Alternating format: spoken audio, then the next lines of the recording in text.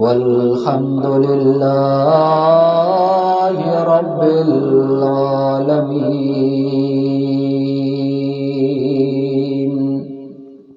نیک باتوں پہ عمل کرنا تمہارا کام ہے،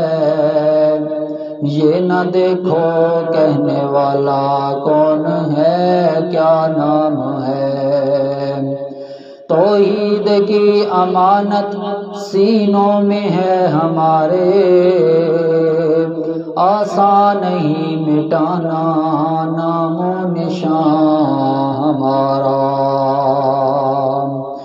رمضان کا مہینہ آیا ہے، خوشیوں کا مہینہ آیا ہے،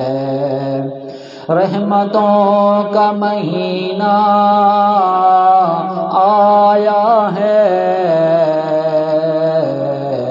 برکتوں کا مہینہ آیا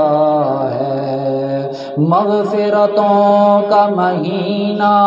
آیا ہے،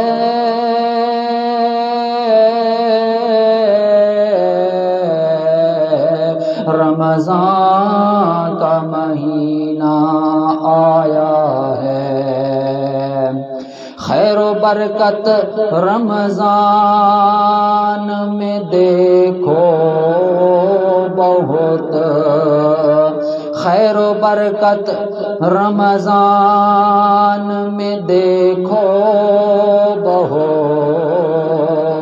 سحر و افطار کی ہے بڑی عظمت، سحر و افطار کی ہے بڑی عظمت۔ اس مہینے کی برکت کیا پوچھو، برکتوں کا بادل دنیا پہ چھایا ہے، رمضان کا مہینہ آیا ہے، برکتوں کا مہینہ آیا ہے، خوشیوں کا مہینہ آیا ہے، رحمتوں کا مہینہ آیا ہے۔ یا رب صلی وسلم دائما ابدا علی حبیبک خیر الخلق کلہم۔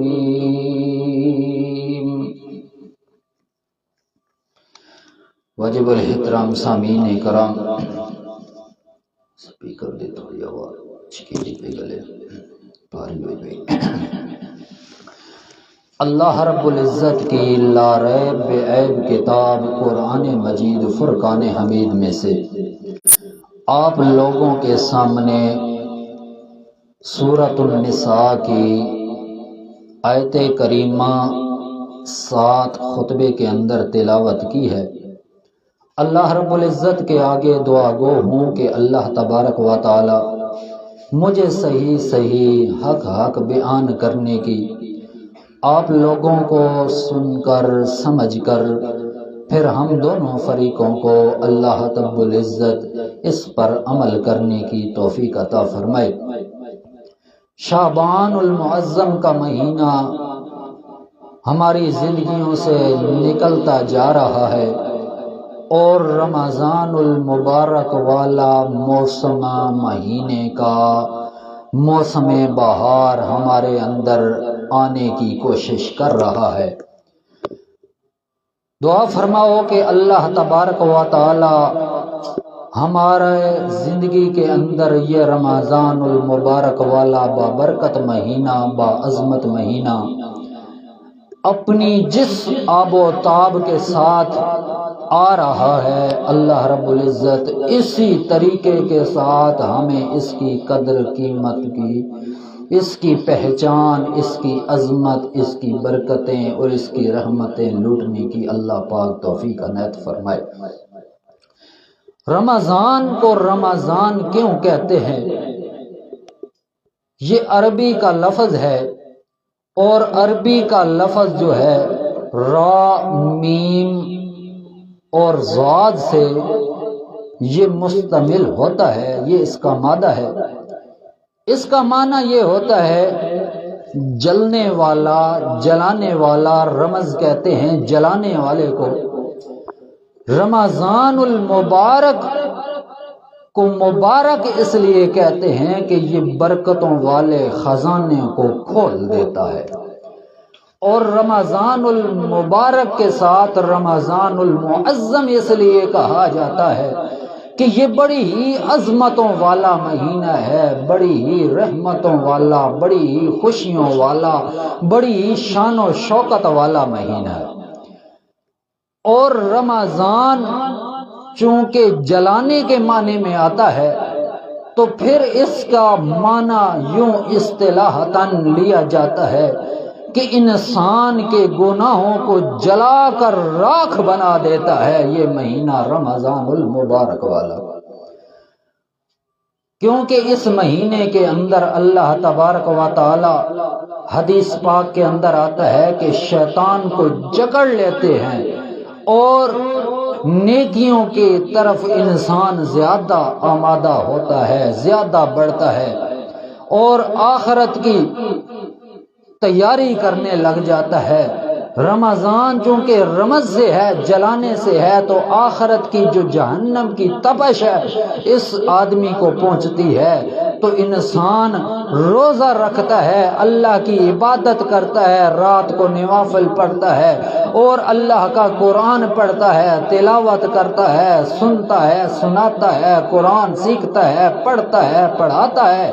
ان کاموں سے اللہ تبارک و تعالیٰ ان کے دلوں کی میل کچیل کو بالکل صاف کر دیتے ہیں۔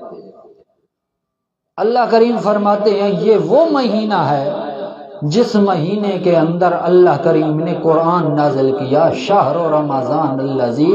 انزل فیہ القرآن۔ یہ رمضان المبارک والا ایسا واحد مہینہ ہے جس کے اندر اللہ کریم نے 30 پاروں پر مشتمل 114 سورتوں پر مشتمل کتاب کلام اللہ قرآن مجید میرے محمد الرسول اللہ صلی اللہ تعالی علیہ وسلم پر علی قلب کا، میرے پیغمبر کے دل انور پر، قلب انور پر، قلب اطہر پر نازل فرمایا ہے۔ پھر جس رات کے اندر فرمایا ہے وہ رات بھی اللہ کا قرآن کہتا ہے انا انزلناہ فی لیلۃ القدر وما ادراک ما لیلۃ القدر لیلۃ القدر خیر من الف شہر۔ یہ قرآن جس رات آیا وہ لیلۃ القدر والی رات ہے، اور رات کی اتنی عظمت ہے، اللہ کریم فرماتے ہیں ما ادراک ما لیلۃ القدر لیلۃ القدر خیر من الف شہر۔ وہ رات 1000 مہینوں سے بھی زیادہ افضل رکھتی ہے، زیادہ مقام رکھتی ہے، افضل والی اور برکتوں والی رات ہے، بڑی عظمتوں والی رات ہے۔ اللہ کریم فرماتے ہیں اس رات کے اندر فرشتوں کا سردار جبرائیل امین بھی زمین پر اترتا ہے، اور اس رات کے اندر دوسرے فرشتوں کے 10 بستہ فوجیں بھی نازل ہوتی ہیں۔ اللہ کریم فرماتے ہیں یہ رات جوں شام سورج غروب ہوتا ہے اس وقت سے شروع ہوتی ہے اور حتی مطلع الفجر، فجر تک رہتی ہے یہ رات۔ اور میرے پاک پیغمبر نے فرمایا یہ رمضان المبارک کے آخری عشرے کے اندر جو 7 طاق راتیں ہیں ان کے اندر ان کو تلاش کیا کرو۔ لیلۃ القدر والی رات بہت ہی عظمت والی رات ہے، جس رات کے اندر قرآن نازل ہوا، جس مہینے کے اندر قرآن نازل ہوا وہ رمضان المبارک والا مہینہ۔ جس طرح قرآن عظمت والا، جس طرح قرآن بڑی شان اور مرتبے والا، جس طرح قرآن بڑے درجے والا، بڑی بلندی والا، بڑی عظمت اور افضلیت والا، اسی طرح رمضان المبارک باقی مہینوں سے بھی افضل اور اعلیٰ۔ اللہ کریم نے فرمایا، میرے پاک پیغمبر محمد رسول اللہ صلی اللہ تعالی علیہ وسلم، یہ رمضان والا مہینہ، اس کے اندر انسان کے لیے صبر و تحمل والا مہینہ ہے۔ یہ روزہ رکھنا، مشقت برداشت کرنا، یہ محنت کرنا، مشقت کرنا، تکلیف برداشت کرنا، اللہ کے پاک پیغمبر محمد رسول اللہ صلی اللہ تعالی علیہ وسلم فرماتے ہیں، انا اجزی بھی، اللہ کریم فرماتے ہیں کہ روزہ بندے کی طرف سے میرے لیے تحفہ ہے، تو جو تحفہ مجھے دیتا ہے اس کے بدلے کے اندر بھی اس کو تحفہ دیا جاتا ہے۔ اللہ کریم فرماتے ہیں، جو بندہ مجھے روزے کے ذریعے تحفہ دے رہا ہے تو میں بھی اس کے ثواب، اس کے اجر کو اندر یوں ہی تحفہ دوں گا، اس کا یوں صلہ دوں گا کہ انا اجزی بھی، میں جس طرح چاہوں گا میں ہی اس کا عدلہ اور اس کا اجر و ثواب لکھوں گا۔ ایک روایت کے اندر آتا ہے، نبی کریم صلی اللہ علیہ وسلم فرماتے ہیں کہ اللہ کریم فرماتے ہیں، انا اجزا بھی، جس طرح روزہ میرے لیے ہے میں خود ہی اس کا بدلہ ہوں۔ پھر اللہ کے پاک پیغمبر نے سحری کی بڑی فضیلتیں بیان فرمائی، میرے پیغمبر نے افطاری کی بڑی فضیلتیں بیان فرمائی، حتیٰ کہ اللہ کے پاک پیغمبر فرماتے ہیں، اللہ کریم کو روزے دار کی جو افطاری کے وقت کی جو بو ہوتی ہے، اس وقت کی جو بو ہے وہ اللہ کریم کو مشک اور کستوری سے بھی زیادہ محبوب ہے، زیادہ پسند ہے۔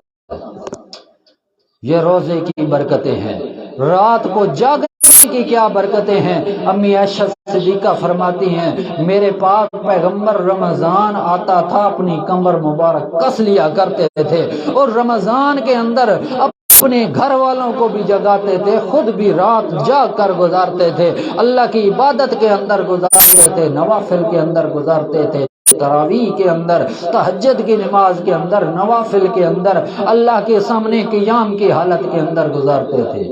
اور میرے پیغمبر نے فرمایا، من صام رمضان ایمانا و احتسابا غفر له ما تقدم من ذنبه، اسی طرح میرے پیغمبر نے فرمایا، من قام رمضان ایمانا و احتسابا غفر له ما تقدم من ذنبه، اسی طرح میرے پیغمبر نے فرمایا، من قام لیلۃ القدر ایمانا و احتسابا غفر له ما تقدم من ذنبه، جو شخص رمضان المبارک کے والے بابرکت اور عظمت والے مہینے کے اندر صیام روزے رکھتا ہے، جو قیام کرتا ہے،